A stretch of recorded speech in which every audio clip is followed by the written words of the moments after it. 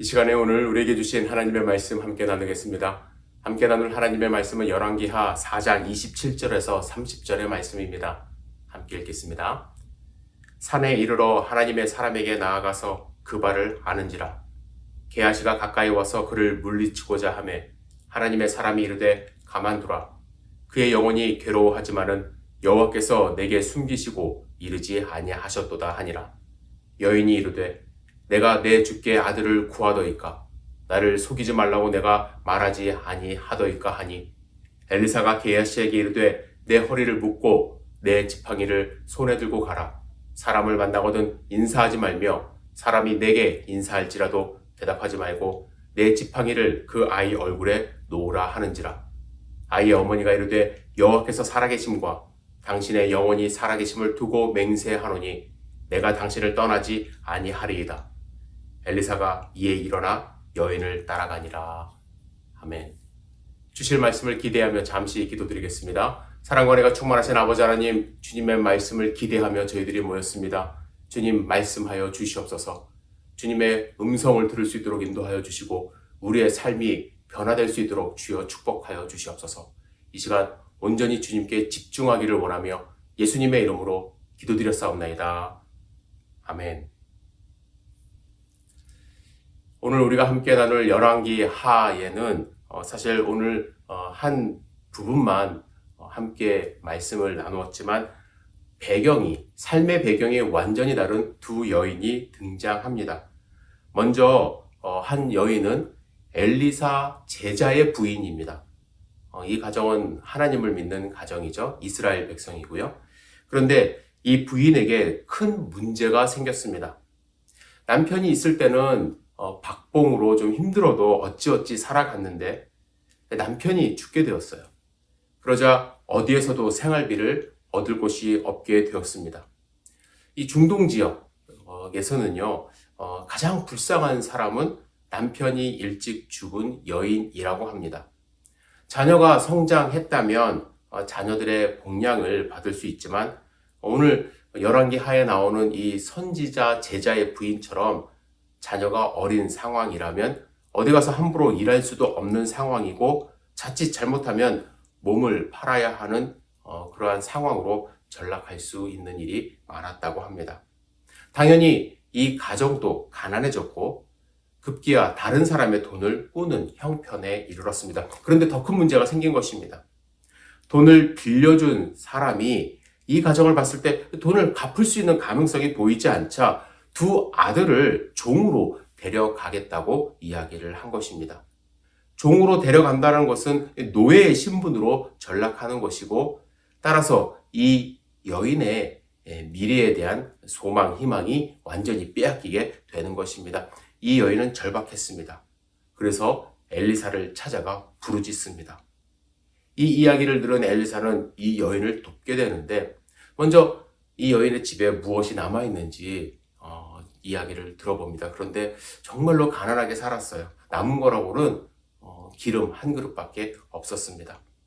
엘리사는 그가 해줄 수 있는 일을 생각한 후에 가질 수 있는 그릇, 마련할 수 있는 그릇을 다 긁어 모으라고 이야기를 합니다. 여인은 최선을 다해서 정말 어떤 일이 벌어질지 감히 상상도 할 수 없는 그런 상황이었지만 이웃들의 그릇까지도 다 빌려옵니다. 그런데 기적이 일어나기 시작합니다. 그가 빌려온 모든 그릇에 기름이 채워진 것입니다. 기름이 채워지면서 여인이 갖고 있었던 그 경제적인 문제가 이제 해결이 된 사건이 먼저 기록이 되고 있습니다. 그리고 우리가 읽은 오늘 본문에 또 한 여인이 등장하는 것입니다. 이 여인은 이방인입니다. 수넴 지역의 여인입니다. 그런데 이 여인의 삶은 제자의 그 가정과는 좀 많이 달랐어요. 제자의 아내의 그 상황과는 좀 달랐습니다. 성경에 보면 이 여인을 귀한 여인이라고 기록했습니다. 귀족의 여인인 것 같아요. 돈도 많고 집도 컸습니다. 그는 엘리사가 하나님의 사람이라는 것을 알고 그를 집으로 초청했어요. 뿐만 아니라 성경에 보면 담 위에 작은 방을 만들고 언제든지 필요할 때 와서 쉴 수 있는 배려를 베풀었습니다. 여러분 상상해 보세요. 담 위에다가 집을 만들었대요. 어떤 구조인지 정확하게 상상은 안 가지만 여하튼 큰 집이었던 것은, 또 경제적인 능력이 있었던 것은 확실했습니다. 엘리사도 종 게하시에게 세심한 배려를 한다고 이제 감탄을 합니다. 그래서 엘리사가 내가 해줄 수 있는 것이 무엇이 있냐고 물어보니까 여인이 이렇게 대답을 합니다. 나는 내 백성 중에 있습니다. 좀 어려운 대답인데 쉬운 성경을 보면은 이렇게 번역을 했습니다. 아닙니다. 나는 내 백성과 함께 살고 있으니 별 어려움이 없습니다. 저는 우리 백성들하고 같이 그 정도 이제 귀인이라는 것이죠. 귀족 출신이고 별 어려움 없이 살아가고 있습니다. 라며 엘리사의 그 질문에 사양을 한 것이죠. 하지만 이 가정에는 숨어있는 아픔이 있었습니다. 겉으로는 잘 살고 돈도 많고 마음도 좋아서 잘 베푸는 사람이었지만 그 가정에는 자녀가 없었습니다. 당시에 자녀가 없었다는 것은요, 여러분, 큰 아픔입니다. 이 사실을 안 엘리사는 이렇게 축복해요. 내년에 당신이 아들을 안을 것입니다. 이 이야기를 믿을 수는 없었지만 결국에는 어떻게 됩니까? 그 가정에 아들을 얻는 축복을 받습니다. 그런데 더 큰 문제가 생겨요. 이 여인에게 생각지도 않았던, 기대하지도 않았던, 살면서 있으리라 생각하지도 않았던 큰 시련이 닥치는데 그토록 원했던 아들을 얻었지만 갑자기 아이가 머리가 아프다며 어머니 무릎에서 죽게 되는 것입니다. 그러나 이 여인은 가만히 있질 않습니다.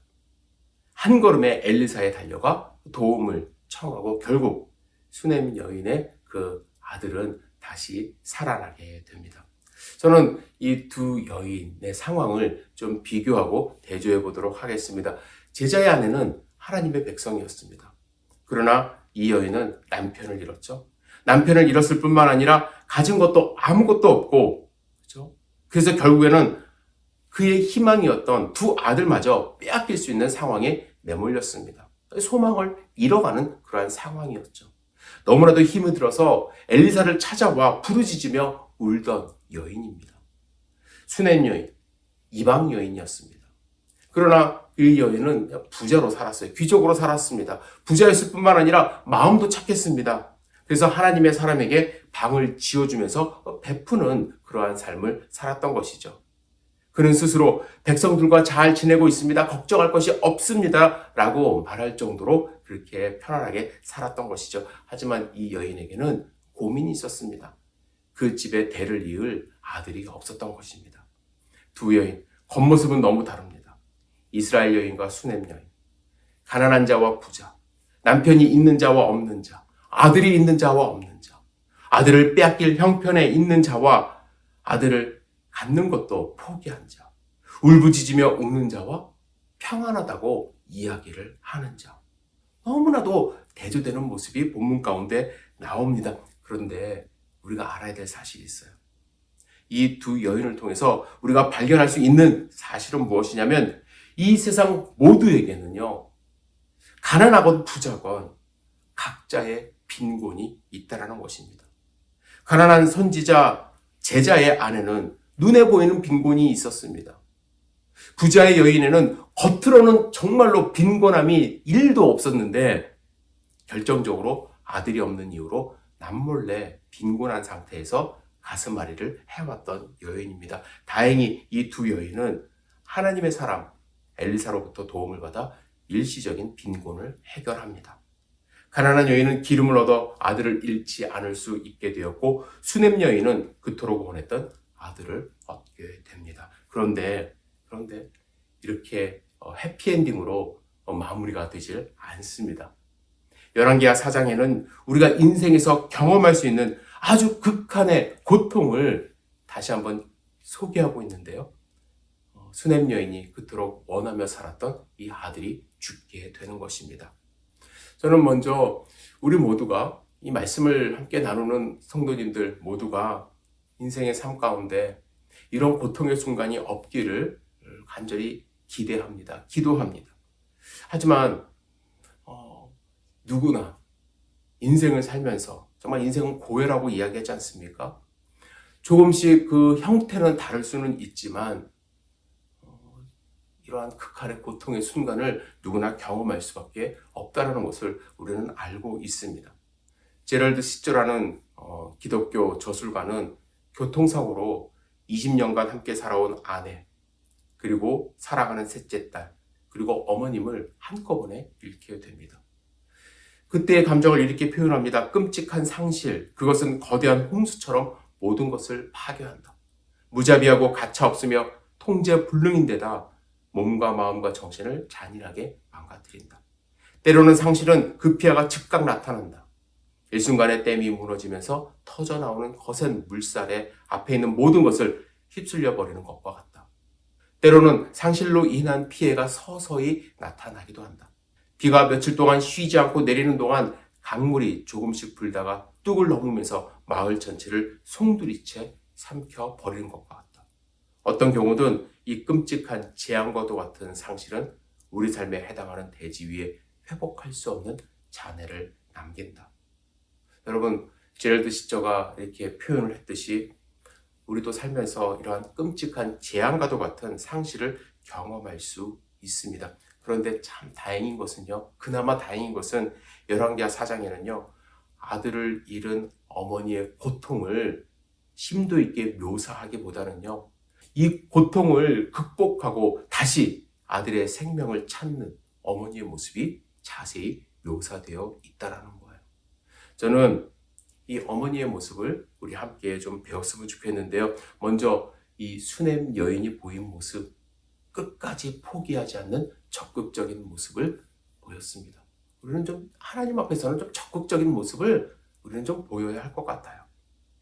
여인의 아들이 더 이상 숨을 쉬지 않게 되자 아들을 하나님의 사람이 거처했던 그 침상 위에 두고 남편에게 사원 1명과 나귀 1마리를 달라 하고 하나님의 사람에게 달려갔다가 오겠다고 이야기를 합니다. 가만히 있을 수 없는 이 어머니의 심정을 나타낸 것이죠.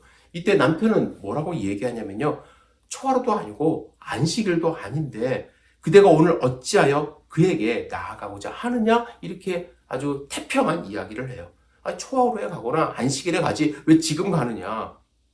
여러분, 그 당시에 하나님의 사람을 만나기 위해서는 초하루나 안식일 제사가 있을 때만 만나러 갔던 것이 일반적인 상식이었다고 합니다. 하지만 이 경우는 일반적인 경우가 아니죠. 남편은 적극적이지 못했어요. 간절함이 없었어요. 괜히 쿨한 척하고요. 괜찮은 척 하는 모습을 보인 것 같습니다. 하지만 여인은 평안을 비나이다. 이 한 말만 남겨요. 걱정하지 말아요. 평안히 계세요. 라는 인사를 남기고 출발을 합니다. 사원에게 이렇게 부탁을 합니다. 나를 위하여 달려가기를 멈추지 말라. 그래서 갈멜산까지 달려갑니다. 그리고 엘리사를 만나자 어떻게 하냐면 그 발을 안았다라고 이야기를 합니다. 다급하게 발을 안았어요. 그 모습을 본 엘리사는 놀라면서 종 게하시를 함께 보내겠다 이렇게 이야기를 합니다. 게하시에게 이렇게 명령을 합니다. 인사도 하지 말고 누가 인사하거든 답도 하지 말고 당장 달려가서 그 아이 얼굴에 지팡이를 놓으라 이렇게 이야기를 해요. 그런데 이 여인은 그걸로 만족할 수가 없었습니다. 엘리사가 직접 가기를 간청합니다. 결국 엘리사가 함께 그 여인과 같이 가서 여호와께 기도하고 그 아이를 살리게 됩니다. 여러분, 때로는 우리가 급한 일, 다급한 상황을 경험할 수 있게 됩니다. 그럴 때 여러분들 어떻게 하겠습니까? 하나님이 알아서 하시겠지. 하나님의 섭리가 있을 거야. 그렇게 여러분들 마음 편안하게 있을 수도 있겠지만 저는 좀 우리에게는요. 이런 간절함이 필요하다고 생각을 합니다. 사람을 들들 볶으라는 이야기가 아니죠. 할 수 있는 한 간절함으로 하나님께 매달리는 그런 마음이 있어야 될 것 같아요. 마가복음 9장에 보면 귀신 들린 아들을 가진 한 아버지가 등장을 합니다. 귀신 들린 아들은 귀신에 의하여 거품을 흘리고 물과 불에 던지우는 것, 그 아버지가 보고 있었어요. 그 모습을 본 아버지의 마음 어떻겠습니까? 아들을 고치기 위해서 수많은 노력을 해왔습니다. 의인들은 그 병을 고칠 수가 없었어요. 예수님께 나온 아버지는 예수님께 뭐라고 이야기합니까? 할 수 있거든 도와주십시오. 그런데 예수님이 뭐라고 이야기하신 줄 아세요? 할 수 있거든이 무슨 말이냐? 믿는 자에게 능치 못한 일이 없다. 이런 말씀을 하시지 않습니까? 하나님 할 수 있으면 좀 해주세요가 아니라 하나님 해주시기를 믿습니다. 라는 믿음이 필요한 거예요. 일의 결과는 하나님의 뜻입니다. 그러나 그 결과를 보기 전까지 우리는 할 수 있는 대로 의심 없이 최선을 다하여 기도하고 간구하는 것이 문제 해결을 위한 지름길이라는 것을 아시기를 부탁을 드립니다. 두 번째로 우리가 살펴보기를 원하는 것은 이 여인은요, 엘리사에게 한 걸음에 달려간 이유가 있었다라는 거예요. 그가 하나님의 사람이기도 했지만 이 아이를 그 가정에게 주신 것은 하나님의 뜻이 있었다라는 확신이 있었기 때문에 그렇습니다. 그냥 개인적인 욕심에 아들을 잃은 슬픔에 달려간 것이 아니라 하나님의 뜻을 구하기 위해 달려갔다라는 거예요. 저는 우리가 하나님께 간구할 때 하나님의 약속을 붙들고 간구하는 것이 응답의 지름길이라는 것을 확신합니다. 28절에 보시면 이 여인은 몇 년 전에 있었던 일에 대한 이야기를 하죠. 28절 같이 읽을게요. 여인이 이르되 내가 내 주께 아들을 구하더이까 나를 속이지 말라고 내가 말하지 아니하였더이까 하니, 몇 년 전에 엘리사가 아이를 안게 될 것이라고 얘기했을 때, 나 속이지 마십시오. 나 그거 믿지 않을 거예요. 이렇게 이야기를 한 것이죠. 내가 먼저 아들을 구한 것이 아닙니다. 나를 속이지 마십시오. 내가 간구하지 않았습니다. 이런 이야기를 하는 것입니다. 그런데 지금 이 순간에 아들이 죽게 되면 어떠한 현상이 벌어지나요? 이 여인을 속이게 되는 것이죠. 그죠? 그래서 그것을 붙들고 아이를 살려달라 이야기를 합니다. 왜 나 속이십니까? 나에게 아들을 주기로 약속을 해놓고 왜 아들을 빼앗아 가십니까? 라고 이야기를 하는 것입니다. 우리는 위기에 처할 때요, 하나님께 간구를 하는데 어떤 근거도 없이 간구할 때가 있다라는 것입니다. 잘못은 내가 다 해놓고서 뒷수습 해달라고 간구할 수도 있고요. 하나님의 뜻은 전혀 다른 곳에 있는데 하나님의 뜻이 아닌 것을 구하면서 하나님께 매달리는 경우도 있습니다. 무엇이 하나님의 뜻인지를 생각을 해야 돼요. 여인은 이 아이가 하나님의 약속에 의하여 나에게 온 아이기 때문에 하나님의 뜻을 분명히 알았던 것입니다. 냉철하게 판단하고 엘리사에게 달려간 거예요. 우리는 끝까지 하나님께 간구하는 신앙이 있어야 돼요. 그리고 하나님의 뜻 안에서 최선을 다해서 구하는 그러한 믿음이 있어야만 합니다. 그런데 우리가 조심해야 할 것이 있어요. 오늘 본문은 다행히 해피엔딩으로 끝납니다. 아이가 다시 살아났어요.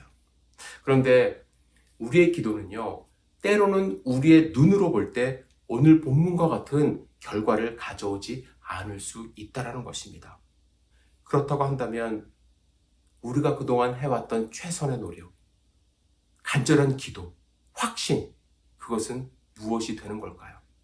저는 기도와 간구하는 사람의 기도 응답은 우리 인간의 눈으로 볼 수 있고 만질 수 있는 결과에 달려있지 않고 기도하는 과정 속에서 하나님을 만나고 기도하는 과정 속에서 하나님의 뜻을 알아가는 신앙 성숙에 있다라고 저는 생각을 합니다. 비록 여러분, 우리가 하나님께 정말 하나님의 뜻을 구하면서 간절히 기도했을 때 모든 것이 100% 응답되지 않을 수 있어요. 그러나 여러분들, 우리가 조금 더 신앙 성숙하고 하나님의 사람으로 살아갈 때 우리가 발견할 수 있는 것은 무엇이냐면, 그럼에도 불구하고 하나님은 나와 함께 하시고 좋은 것으로, 선한 것으로 인도하신다는 사실을 우리는 깨닫게 되는 것입니다. 제가 2013년도에 다시 벌써 11년이 됐네요. 미국에 오게 되었는데, 바로 직전에 제가 심무하던 교회에 아주 큰 사고가 일어났습니다.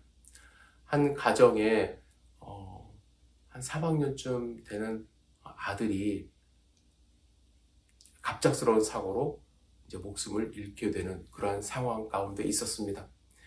응급차를 타고 병원에 갔고, 병원에서는 심폐소생술을 통해서 그 기계를 이용하여 호흡을 할 수 있도록 이제 만들어 놓았습니다. 그래서 응급실에서 이렇게 보면은 아이가 진짜 살아있는 것 같고, 정말 자가호흡은 아니지만 호흡을 하는 것 같아요. 그리고 시간이 지날수록 머리카락도 이제 좀 자라고 손톱도 자라나는 모습을 보니까 이 아이가 살 수 있을 거라는 희망을 많이 갖게 되었습니다.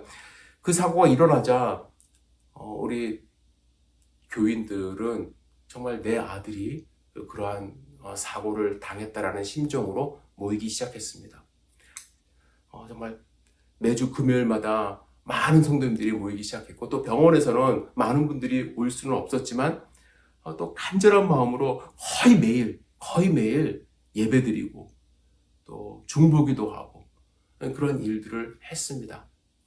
근데 제가 미국에 오기로 모든 것이 예약이 되어 있었던 상황이었기 때문에 어쩔 수 없이 다른 목사님에게 그러한 사역을 좀 부탁을 드리고 저는 미국에 왔는데, 한 달 정도 있다가 그 아들이 하나님 나라로 이제 갔다는 소식을 제가 듣게 되었습니다. 좀 마음이 좀 많이 아팠어요. 정말 간절함으로 하나님께 기도했는데 하나님이 오늘 본문처럼 즉각적으로 응답해 주시지 않았잖아요. 그래서 참 저는 하나님의 뜻이 있을 거라는 확신이 있었지만 그 부모님들 얼마나 상실감이 클까? 혹시 하나님을 원망하는 것은 아닐까? 그렇게까지 기도했는데 하나님을 떠나는 것은 아닐까라는 그런 막연한 두려움, 막연한 염려, 이런 것이 있었어요. 그리고 나서 제가 몇 년 후에 한국을 방문할 기회가 있었는데 그때 그 부부를 만났어요.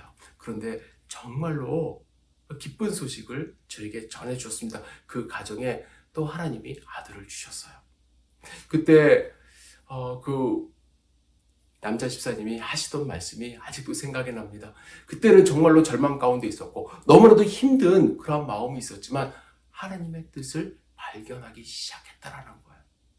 하나님이 또 다른 아들을 주셨고 이 아들을 통하여 이루실 하나님의 뜻을 그들은 기대한다는 이야기를 제가 듣게 되었습니다. 여러분, 때로는 우리의 기도가 즉각적인 응답이 안 될 수 있어요. 아무리 매달리고 정말로 달려가고 금식 기도까지 했음에도 불구하고 우리의 기도가 눈앞에 일어나지 않을 수가 있지만, 신앙인은, 믿음의 사람은 그럼에도 불구하고 끝까지 하나님에 대한 소망을 놓지 않고 하나님께 달려갈 때 그 모든 과정이 하나님을 만나는 과정이었고 그 모든 과정이 오히려 우리에게 치유와 회복을 주는 과정이었고 결국에 이루실 하나님의 그 크신 능력을 경험하게 되는 과정이었음을 우리는 알게 된다는 것입니다.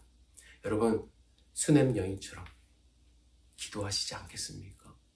간절함으로, 절박함으로, 믿는 마음으로 하나님께 달려가고 하나님의 뜻을 구하는 기도를 할 때에 우리의 삶 가운데 하나님의 뜻이 일어나고 하나님이 주시는 축복을 우리도 받아 누릴 수 있으리라 저는 확신합니다. 기도하겠습니다. 전능하신 주님, 오늘 우리에게 주신 말씀을 마음 가운데 새길 수 있도록 인도하여 주옵소서. 우리 절망하지 않도록 인도하여 주옵소서. 우리 포기하지 않도록 인도하여 주옵소서. 하나님이 함께 하신다는 그 확신을 가지고 하나님의 그 크신 일들을 위하여 함께 기도하며 나아갈 때 하나님이 이루실 그 일들을 우리가 바라볼 수 있도록 인도하여 주시옵소서. 우리의 간구와 우리의 믿음과 하나님을 향한 사랑이 변하지 않도록 인도하여 주실 것을 믿습니다. 예수님의 이름으로 기도드렸사옵나이다. 아멘.